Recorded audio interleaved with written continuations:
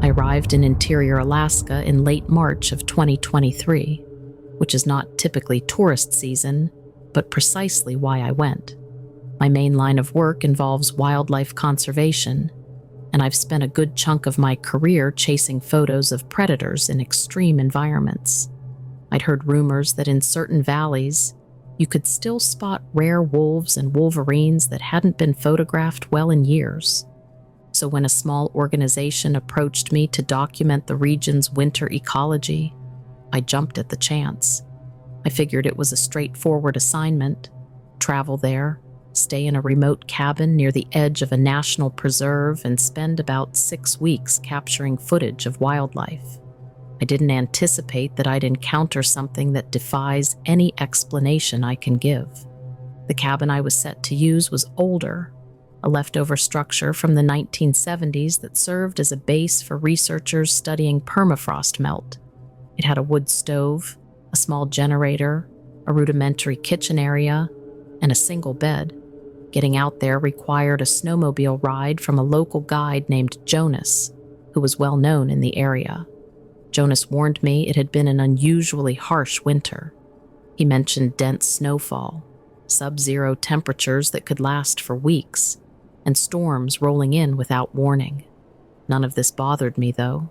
I had braved plenty of brutal winters before. On the day I arrived, the cold felt heavier than what seemed normal, even though the sky was clear. The air clung to my lungs when I inhaled. The trees around the cabin were partially buried in snowdrifts, their branches weighed down by icicles. Jonas helped me unload gear, told me to keep my satellite phone charged for emergencies, and gave me a final piece of advice.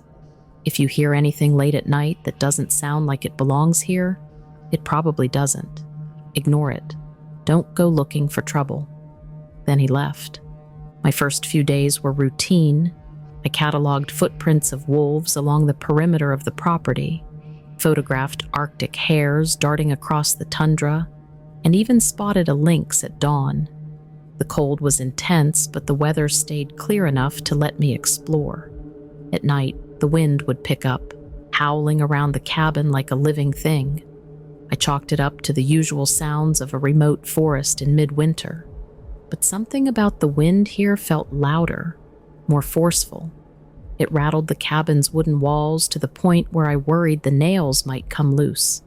Still, there was a strange beauty to the place, and each day I made decent progress on my photography. By the 4th night, I started noticing things I couldn't dismiss as mere wind or animal calls.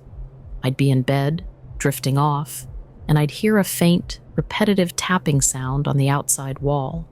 Not knocking exactly, more like a single, heavy thump every few minutes, as though someone was dropping a rock on the frozen ground just outside. The cabin's walls weren't thick, so each dull impact resonated. Initially, I assumed something might be shifting with the changing temperatures.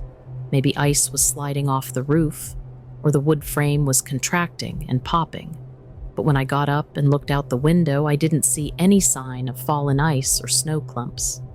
That same night, right before I fell back asleep, I heard a scraping sound on the side of the cabin. It was slow and methodical, almost like claws or nails dragging across the wooden exterior. I sat up, heart pounding, and grabbed a flashlight. I debated whether to investigate outside, but eventually talked myself down. The temperature was dangerously cold, and stepping outside in the middle of the night without a pressing reason seemed like a bad idea.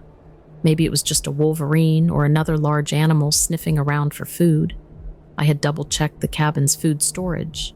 Nothing was left outside that would attract anything, so I wasn't too worried. I stayed in bed, my pulse racing until the scraping sound eventually stopped. The next morning, I inspected the cabin's exterior in daylight. I didn't see obvious claw marks, but found fresh prints in the snow near the wall where I'd heard the scraping. However, these didn't resemble the prints of a wolverine, a lynx, or a wolf.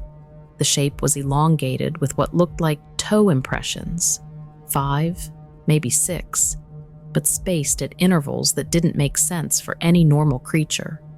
If I hadn't been so skeptical by nature, I'd have thought they looked almost human, except for the size.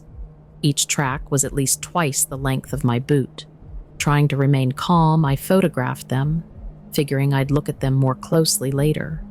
I considered radioing Jonas to mention the strange tracks, but I decided to hold off. I didn't want him thinking I was spooked by something trivial. I spent that afternoon following different wolf trails, hoping to catch them in action during their hunts. The day was eerily quiet.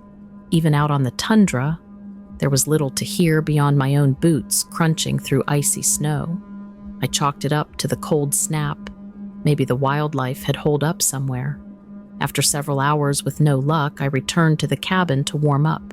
Just as I was about to step inside, I noticed that something had disturbed the snow around the front door. A series of indentations that looked like more of the same elongated footprints led up to the threshold. It was as though something had walked right up to the door, stood there for a while, and then left. I felt uneasy. I'd traveled worldwide, photographing animals in remote jungles and deserts, but never had I seen footprints so unnervingly close to a human shape without actually being human. I cleared away the snow, stepping in a circle around the area, trying to see if there was a clear path that these tracks had taken into the woods. They seemed to vanish after about 10 yards, as if whatever made them had leaped back into the forest or stepped onto terrain where the snow didn't hold prints. I locked the door behind me and made sure my rifle was loaded and within reach. I'm not typically one to scare easy, but something about this situation made me feel on edge. That night, I started a fire in the wood stove and made sure the place was well lit. I was editing the day's photographs on my laptop when I heard a low, resonant sound from somewhere outside. It wasn't a wolf's howl. Those I could recognize in a heartbeat, and they usually echo in a haunting, drawn-out manner. This was more like a guttural moan, deep and slow, almost like a prolonged exhale of a massive set of lungs. My chest tightened. I muted my computer, trying to figure out if I'd imagined it. Then it happened again, slightly louder. Whatever it was, it sounded large, and it was close enough that I could sense it in my bones. I scrambled to the window, turning off the lantern so I could see out without reflection. The moonlight cast a faint glow across the snowy clearing in front of the cabin. For a moment, I saw nothing unusual. Then, near the tree line, I caught movement, something standing upright, half hidden among the pines. I couldn't make out details beyond a tall silhouette, maybe 7 or 8 feet in height. It swayed side to side as if shifting its weight, and I realized it was looking at me. I felt certain of it because I sensed this awareness, this direct exchange between me and whatever stood there. My heart pounded so fiercely that my limbs felt numb. I reached for my camera, hoping to at least snap a shot of the shape. By the time I tried to focus, it had shifted behind a tree. Then I heard heavy, crunching footsteps in the snow, which moved away with surprising speed. The silhouette was gone. I spent the rest of the night in a state of anxiety. Every small sound made me jump. Every flicker of the fire seemed like an approaching shape. I forced myself to lie down at around 2 a.m., exhaustion overtaking me. Sleep came in short bursts, filled with strange dreams in which dark shapes circled the cabin and pressed their faces against the windows. Each time I jolted awake, I had to remind myself it was just a dream, though the memory of that upright figure still lingered. The following day, I emerged from the cabin and found footprints again, circling the perimeter of the building. The prints were identical to the ones I'd seen previously, only this time they encircled the cabin entirely, sometimes brushing right up against the walls. I even noticed a set under the window where I had been standing the night before. Whatever this thing was, it had come right up to the glass. I tried calling Jonas on the radio, but the line was filled with static. Perhaps the atmospheric conditions or distance were messing with the signal. I knew I could use the satellite phone in a true emergency, but part of me hesitated. I was stubborn and didn't want to call for a rescue over footprints and a silhouette. At least, not yet. I told myself maybe it was a local messing with me, though in my gut, I doubted that. That afternoon, I decided to do a broader sweep of the area on my snowshoes to figure out if there were more tracks leading to or from the cabin. I followed a few sets that trailed off into the woods. They led me downhill through a sparse cluster of trees and then into a deep valley. The tracks were spaced so far apart that I had to really stretch my stride to match them. Sometimes there were intervals of several yards between each print, suggesting that whatever walked here had a massive step or was leaping across patches of snow. After about a mile, the tracks disappeared near a partially frozen stream. I looked around, trying to see if there was a pattern or direction they might have taken on solid ground, but it was as if they vanished into thin air. The deeper I moved into the valley, the more unsettled I felt. The wind died down, making the silence unnaturally heavy. I couldn't even hear birds, just the sound of my own breath and the crunch of my boots. Then I heard a noise that made my stomach tighten, the same low moan from the night before. It echoed in the valley, reverberating off the slopes. I froze, scanning the tree line in all directions. Nothing moved at first, but then, out of the corner of my eye, I caught a glimpse of a tall form sliding behind a snow-laden spruce. My pulse surged. I raised my camera, trying to capture any movement. My hands were shaking, the cold biting my fingers. I managed to snap a few frames, but they were likely just blurry images of tree trunks and shadows. Suddenly, the figure broke from cover, crossing an open patch. It moved on two legs, covered in what looked like a thick coat of dark hair or fur. Its arms hung lower than a person's would, and its stride carried it forward with astonishing speed. The creature was heading in my direction, though at an angle, not coming straight at me. I can't be sure if it even noticed me, but in that split second, I could see it was massive. Broad shoulders, a thick torso, and arms as long as a person's legs. My mind raced to process what I was seeing. Panic set in. I realized I was alone, far from the cabin, with no immediate backup. If it attacked, I had my rifle, but would a single shot be enough? My best option was to leave. Slowly, I started backing away, keeping my eyes on that shape as it moved through the trees. The creature paused briefly, turning its head toward me. I saw eyes glinting in the subdued afternoon light, dark, reflective, and alert. My breath caught. It let out a low exhale, almost like a grunt, and continued off to my left. Its footsteps were heavy, each crunch echoing in the still air. I didn't wait to see more. I pivoted and retreated as quietly as I could manage, taking care not to slip or make sudden noises. I didn't run outright for fear of triggering a chase response, but once I was a safe distance away, I moved as fast as the terrain allowed. By the time I got back to the cabin, my heart was pounding, and my clothes were soaked in sweat despite the freezing temperature. I locked the door, double-checked the windows, and kept my rifle at my side. I stood there for several minutes, just listening, waiting to hear if anything had followed me. All I heard was the rasp of my own breath. It occurred to me then that I was dealing with something large, intelligent enough to circle the cabin at night, and apparently unafraid of investigating a human's territory. My mind was on high alert. That night, a storm blew in, dumping a fresh layer of snow around the cabin.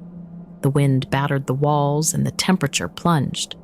I added extra logs to the wood stove, stoking the fire higher than I normally would, trying to ward off the chill that seemed to seep in from every corner.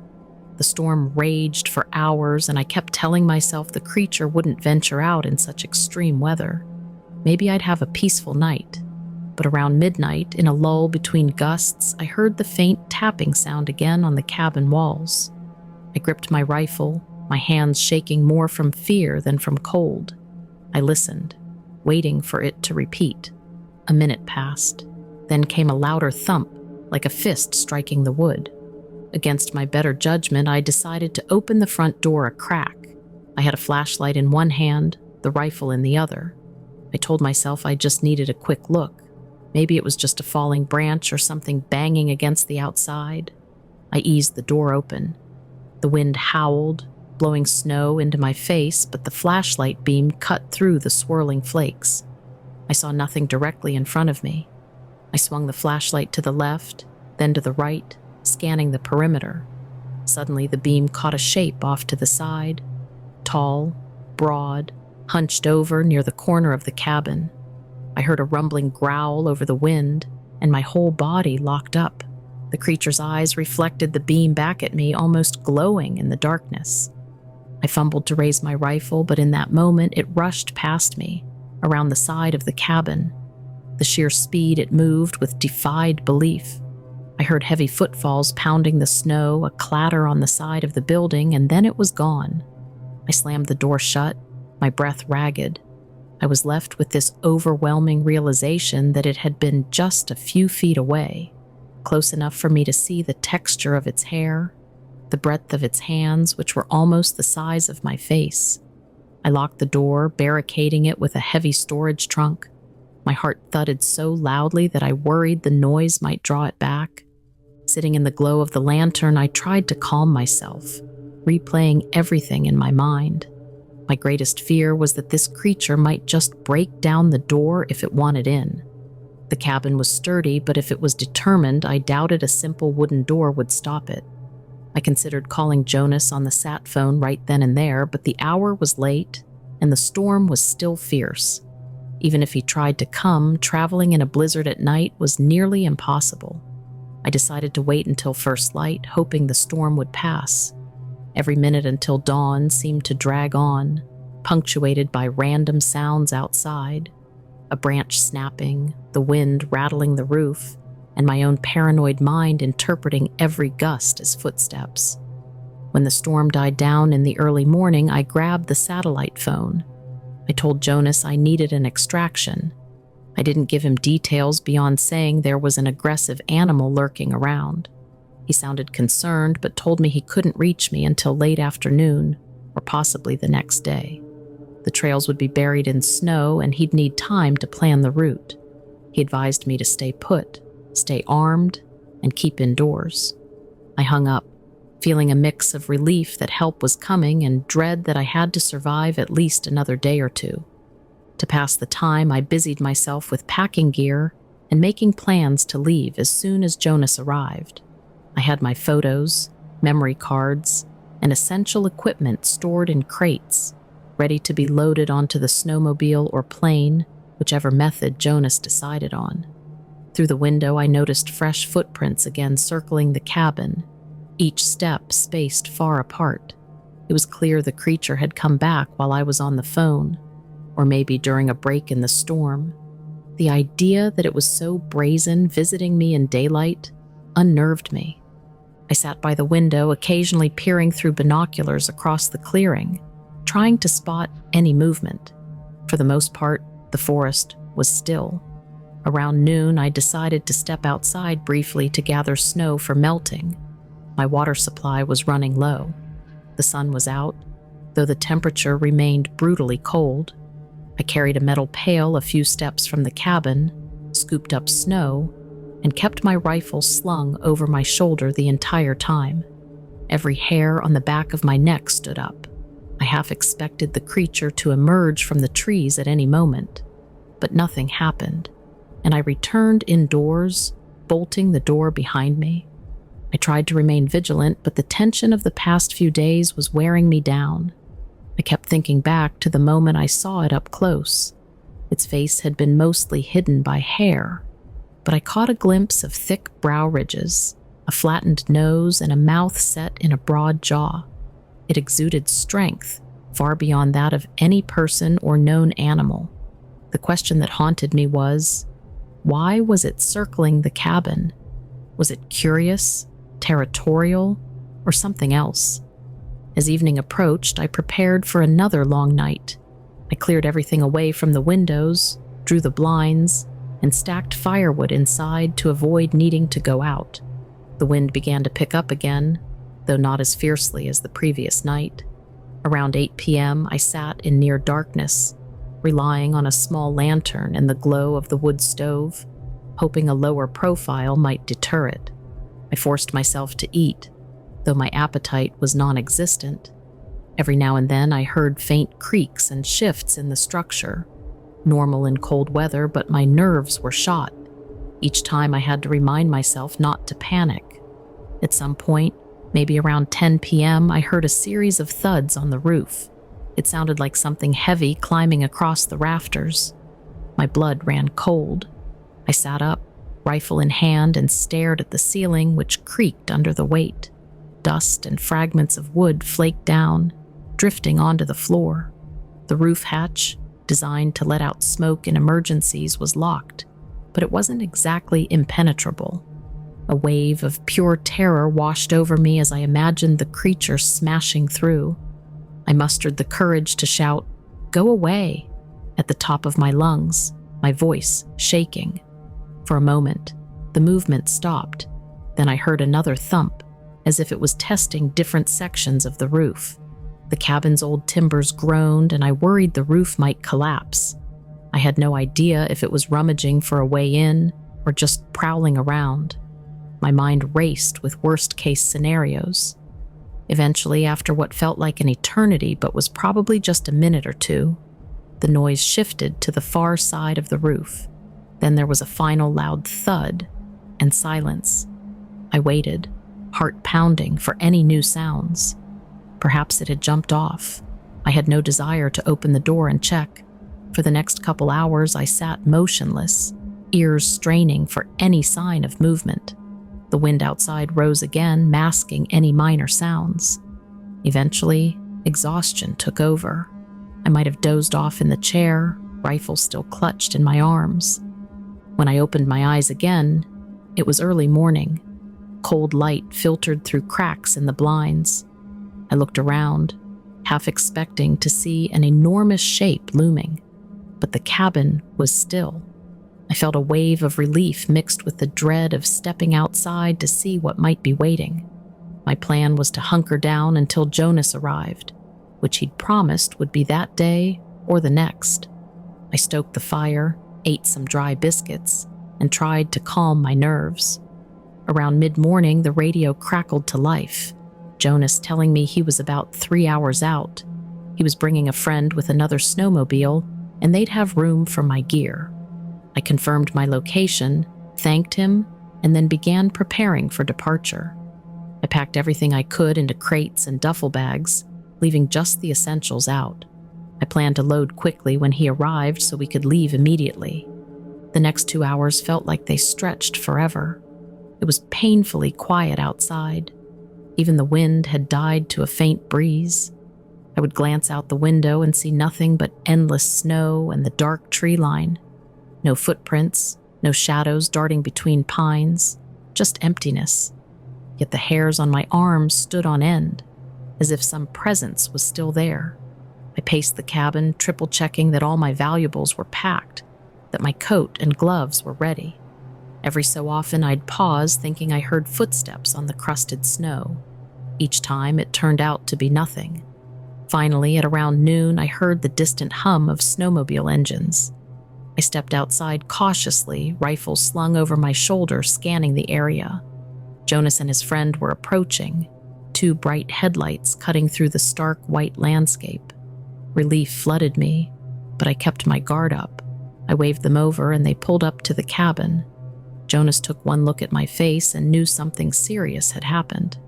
I didn't elaborate much, just said there was a large, aggressive creature in the area that had been stalking the cabin for days.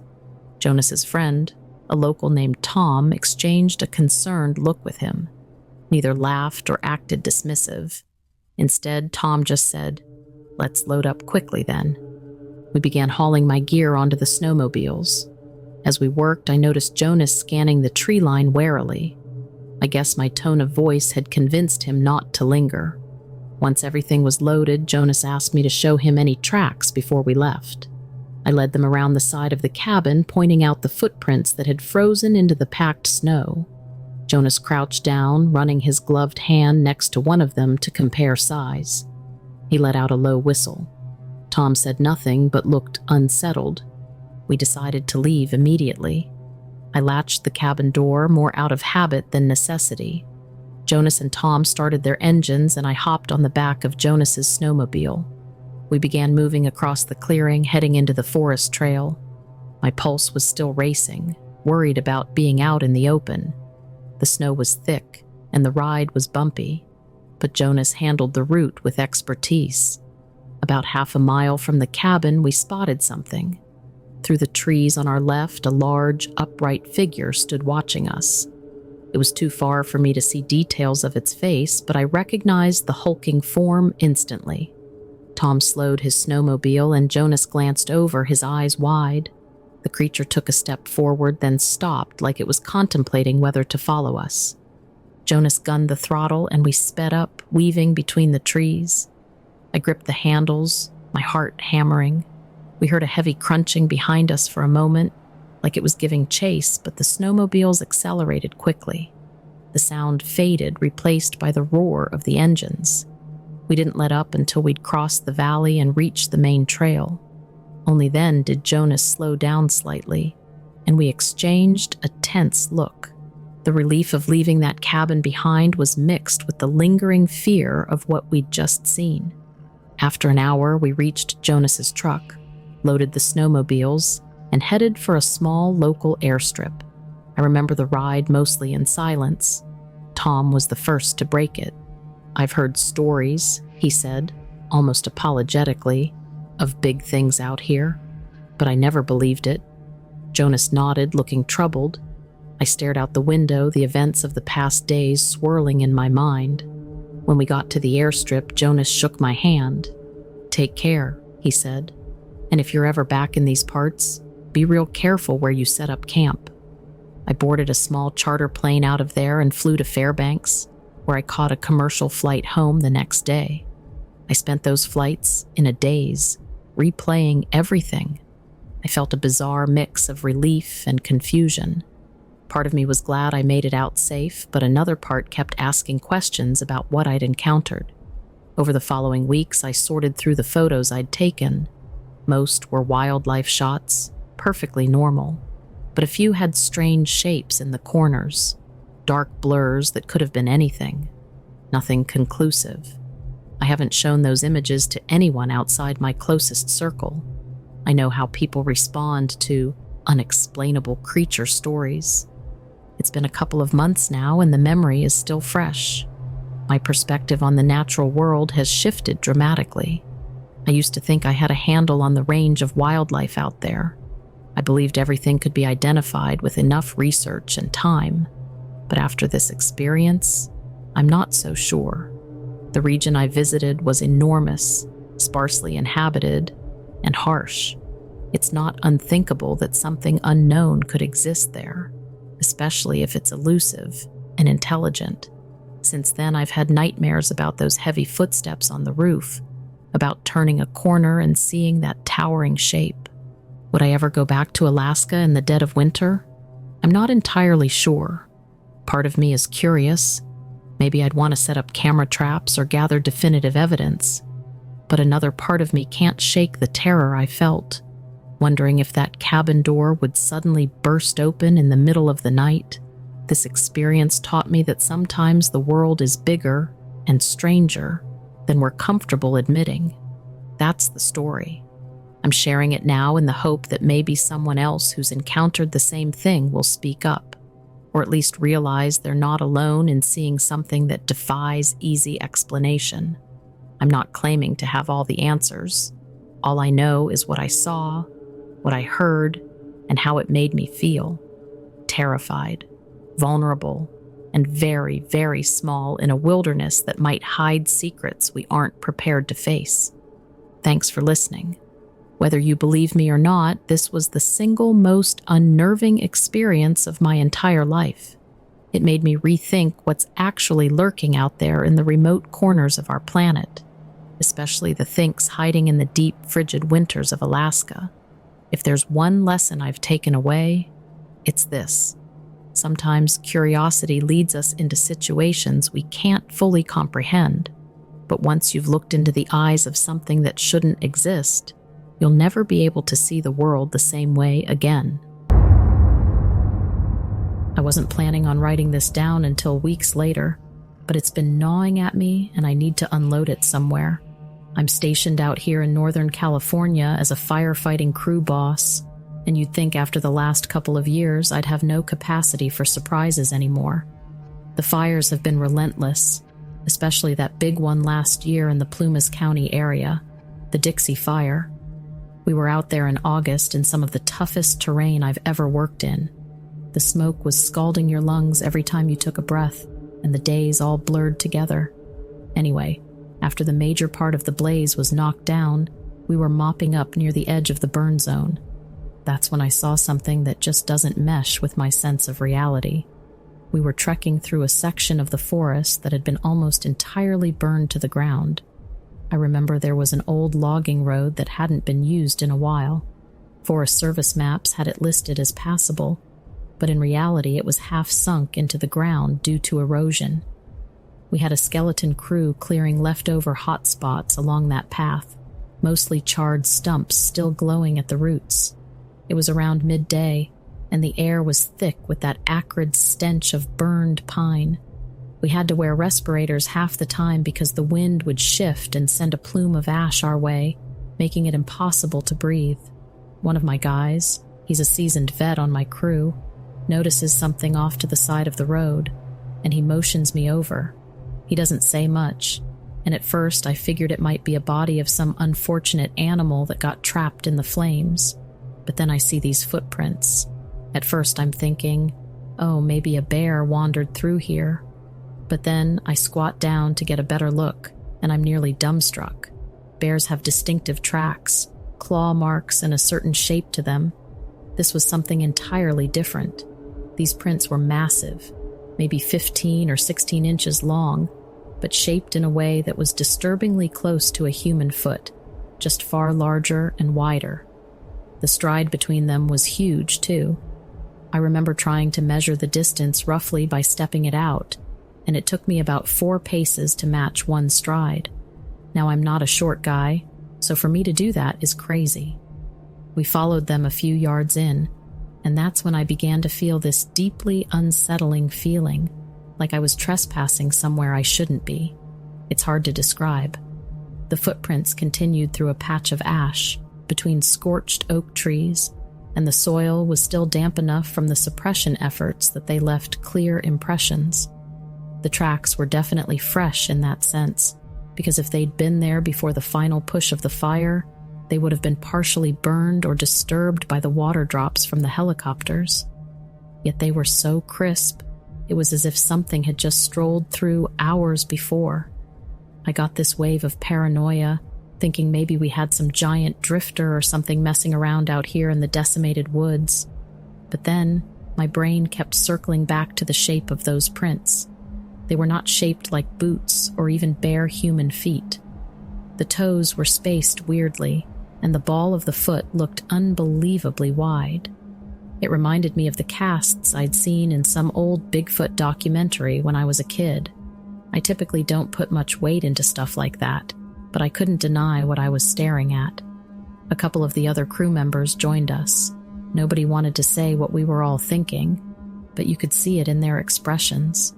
We must have spent a solid 20 minutes examining the area, looking for hair or other signs, broken branches, scratch marks on trees, anything. Everything was burned to a crisp, so it was nearly impossible to find conclusive evidence beyond those prints. I caught myself stalling, almost hoping maybe I could find a rational explanation. You don't exactly want to tell people you found giant footprints that look suspiciously like they belong to a mythic creature. But the more I stared, the more certain I became that these weren't normal. They definitely weren't from some kid or hiker, and we don't have wild gorillas up in the Sierra, so what else could it possibly be? I had snapshots in my mind of that wide posture, picturing something enormous just walking through a suffocating cloud of smoke while the world burned around it. I started wondering if the chaos of the fire might drive wildlife out of their usual hiding places. We've encountered cougars on the move, deer fleeing, even black bears meandering through charred meadows. But this is something else. I half remember a buddy of mine once telling me stories of sightings around Lake Almanor or up by Mount Lassen. Mostly rumor, the old Bigfoot stories that always swirl around the redwood forests or the more remote corners of the state. But I never gave them a second thought until that moment. We eventually had to move on with our duties. We couldn't linger there all day gaping at footprints. The crazy part is that when we returned a few days later, the area had been trampled by heavy equipment, bulldozers, trucks, hauling supplies, and teams investigating root systems. Everything was churned up and those footprints were gone. I don't know if any of the local rangers saw them. If they did, they sure didn't mention anything. Though I have heard rumors of the Forest Service having their own hush-hush protocol for unexplainable findings, but that might be pure speculation. Has the government or any official authority covered up stuff like this? I have no idea. I just know once the ground is disturbed, proof is practically erased. The next time we swung by that spot, you'd never guess there'd been footprints of any kind. What keeps haunting me is that image of those tracks. Clearly defined toes, the broad heel, the enormous stride. Even now, I double-check the pictures I took on my phone. I snapped a couple of quick shots, but with all the ash and debris, the images aren't as clear as I'd like. I'm not sure if I want to hand them off to a bunch of people who might just say it's a hoax or call me delusional. Still, every time I look at them, I get that same unsettling feeling in my gut. I've spent years in these forests, fought fires from Shasta Trinity down to Angeles National Forest, and I've never experienced anything like this. I'm used to meltdown scenarios with unpredictable flames, exhausted men, and fleeting glimpses of wildlife darting for safety. But giant footprints that look human and yet impossibly large just throw me off. It was like standing in the aftermath of some unknown presence. Even the silence around that area felt different, almost reverent in a bizarre way. There's no official report logged about it. To be honest, I wouldn't even know how to file something like that. Found possible Sasquatch tracks, August 14th, 21, near an old logging road in the burn zone. Coordinates roughly XY. Officials would either laugh, or worse, they'd come down telling me to keep quiet so we don't spark a sideshow. Trust me, once word gets out about anything considered supernatural, the last thing you want is a bunch of random people trampling in to see for themselves. We already have enough unauthorized folks sneaking into restricted burn areas, and it's too dangerous. A twisted ankle in scorched forest terrain is downright catastrophic. I keep replaying that day in my head, especially the moment my brain finally realized I might be looking at something that defies the logic I've clung to my entire life. I don't want to admit I saw evidence of Bigfoot, but in my heart, I can't deny that's exactly what it looked like. After nearly a month out there with minimal sleep, maybe I was a little frayed, but I know what I saw. This wasn't me hallucinating. My crew saw it too. They may never speak about it. Some folks simply compartmentalize weird stuff, chalk it up to one of those unexplainable things, and soldier on. But I can't let it go that easily. Even so, it's not like I'm out here searching for the thing. We were there to do a job, save what remains of these forests, and protect nearby communities from fire danger. But it makes me wonder how many other anomalies might be out there, walking along charred trails while we're all too busy battling flames to notice. I asked myself more than once if the creature had been there all along, and we just never ventured deep enough at the right time to realize it. Fire pushes animals out of hiding, so maybe that's the only reason we got a glimpse of its footprints.